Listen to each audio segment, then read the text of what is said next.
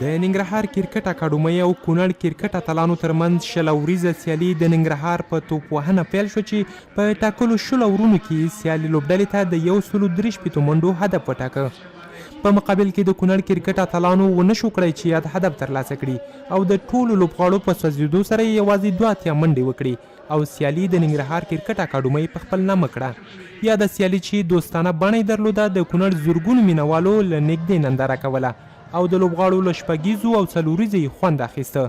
د لوبو تنظیمونکو د لوبې سره ملي سندرې هم خپرولې چې د مینوالو لپاره د خوښۍ یو ښه چاپیریال یې برابر کړی و. د کونړ کرکټ لوبغالی نږدې 2 کاله د رغونې لاندې و چې د لومړي ځل لپاره پرې دغه ډول یو ورځنۍ سیالي ترسره شوه چې پکې د ملي لوبډلې لوبغاړو ترڅنګ ولایتي لوبغاړي هم ولوبېدل. دغه سیالۍ چې دا صرف یوه لوبه ده، د دوستانه سیالۍ ده.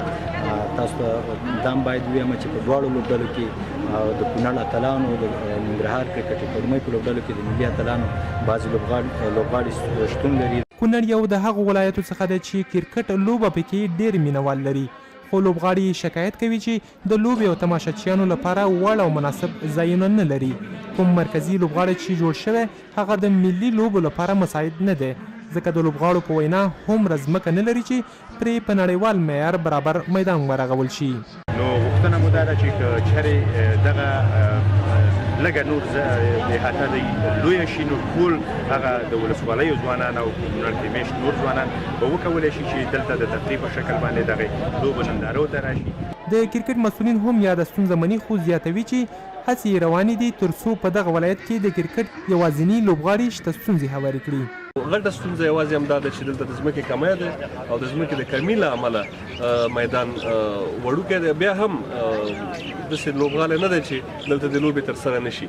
موږ هر ډول د افغانستان اوله درجه سیالۍ چې د فرست کلاس دي هغه سیالۍ هم دلته ترسره کوو. د کونړ هوا او د دغې لوبغالي طبیعي جوړښت داسې برابر شوی چې د لوبغاړو په وینا د کرکټ لپاره ډېر په زړه پورې دی. دوی وایي که دولت په ځانګړي ډول د کرکټ بورډ اداره د یاد لوبغالي جوړېدو ته خاص پام وکړي، نه یوازې دا چې په ملي کچه بلکې په نړیواله کچه به هم د خلکو پام ځان ته راواړوي. قذافي مل، انعکاس راډیو تلویزیون، کونړ.